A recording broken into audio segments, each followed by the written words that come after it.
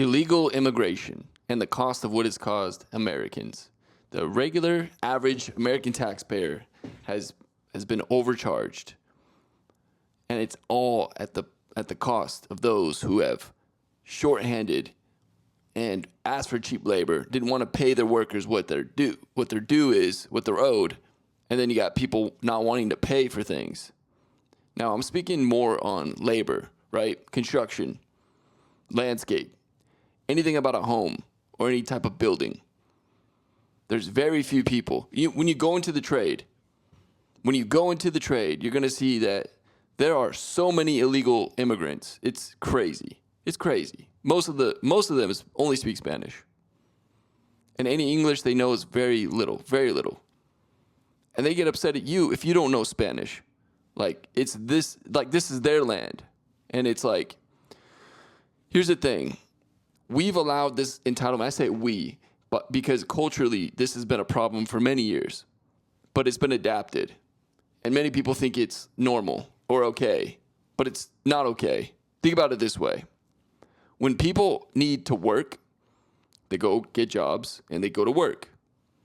When this work is hard to find because now you got people undercutting, paying under the table, doing cash, all that stuff. It destroys the whole system. It destroys everything. Now, I'm all for legal immigration. Yes, legal. Anytime you shorthand or shortcut anything, I want no part of it. And then people try to use the Bible to defend not having a border. Show me where in the Bible it says that. Read the book of Nehemiah. If you want to take it back to the Old Testament, read the book of Nehemiah. I'm not going to say anything much about it, but I'm going to say this. Nehemiah was a Israelite, not born in Israel.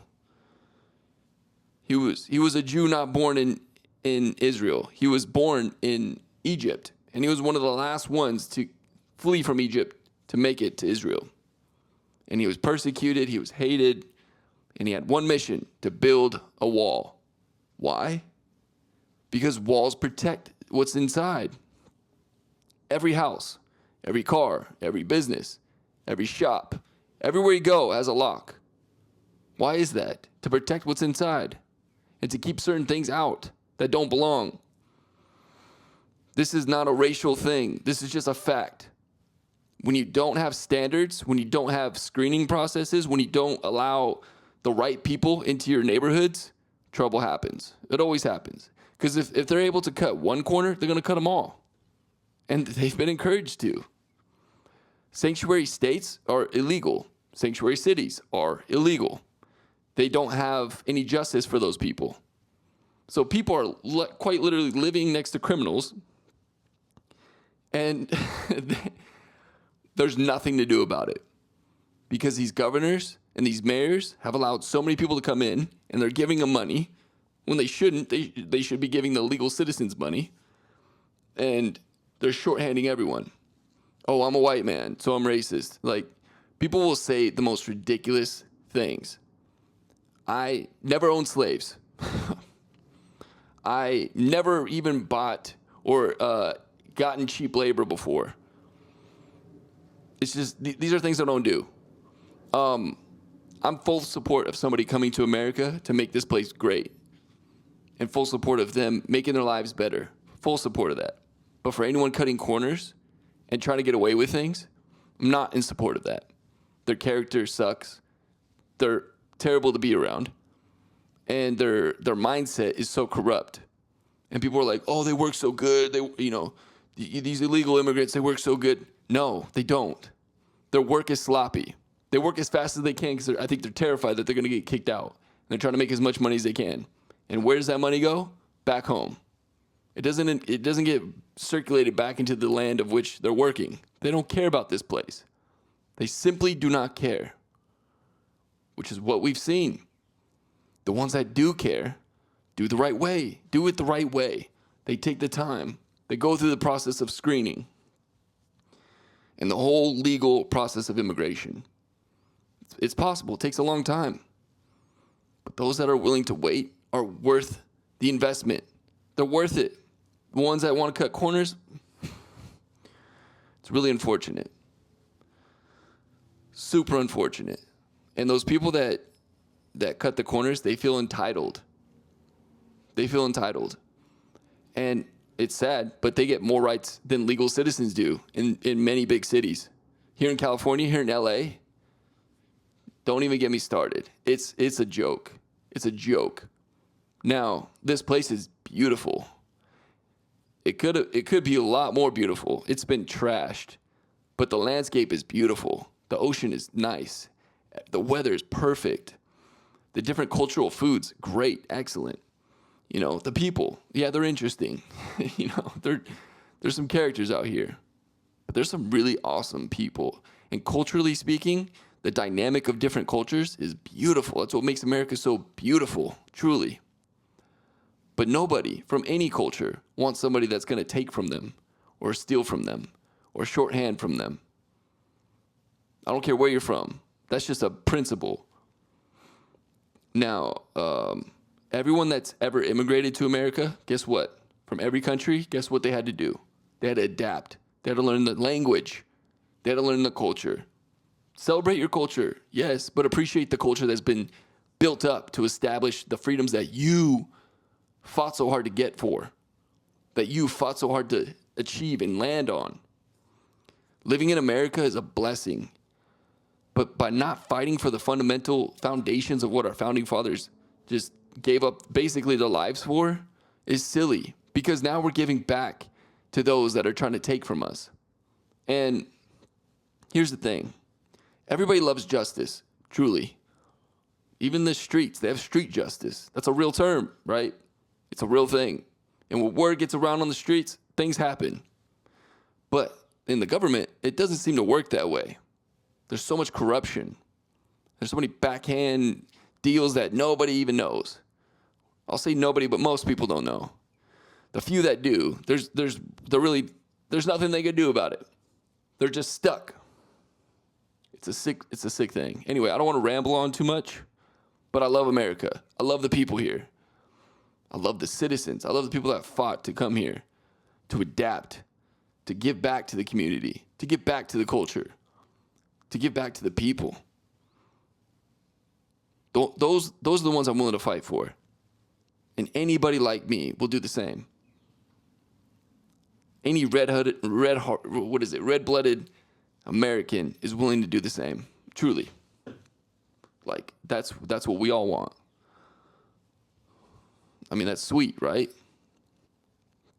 You work hard, you get a good wage, you get things you want, you build up a family, you establish maybe your own business, you become an entrepreneur, you create the American dream. People say that died.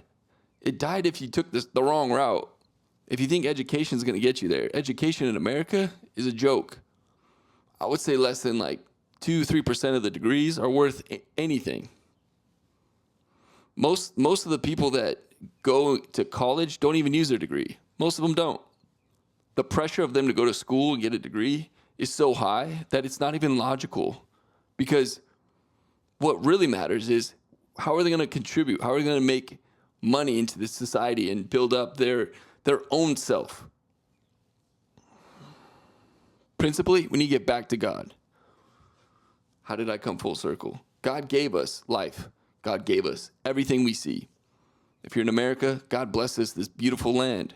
But it's our purpose to protect it. And now the battle's from within. We don't have to worry about too many outsiders, but now there's so many people in this country illegally that have put up a stronghold against the citizens that have, unfortunately, bowed down to the forces around. And so now so many people have fled California and not put up a fight. They couldn't afford it. You know, I understand there's a lot of different variances and reasons. But for those who understand that this place is worth fighting for, you can't just leave. You gotta stay. You gotta fight. I'm not talking about getting violent. I'm talking about being firm in your beliefs. Think about Jesus. Did he ever flee from a problem? No. He stood 10 toes down. He flipped tables in synagogues. Like, crazy stuff, right?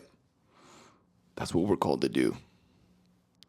We're here to make a stand and understand that we're supposed to live in the purpose of which God made us to live by. He doesn't like cheats.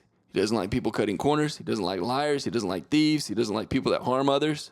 He doesn't like people that are violent, killing others, all these things.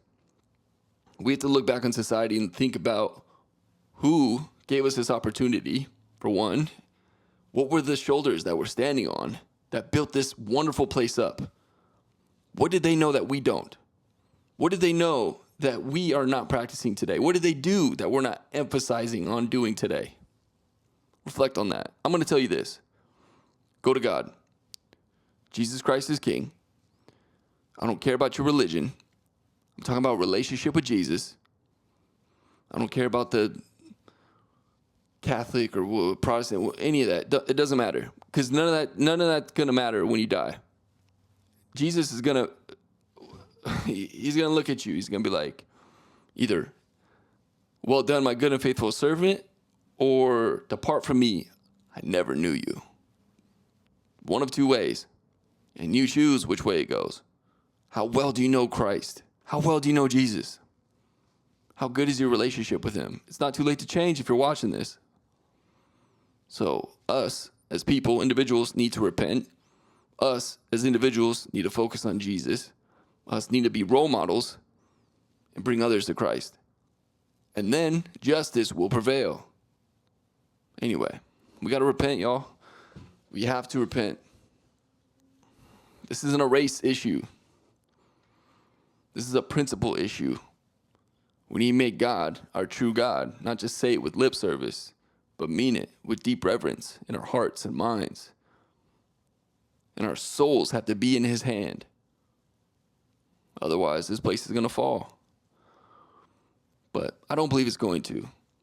There's a silent majority that is afraid to speak up and speak out. But here I am speaking up, speaking out. This is my 2 cents. What do you think?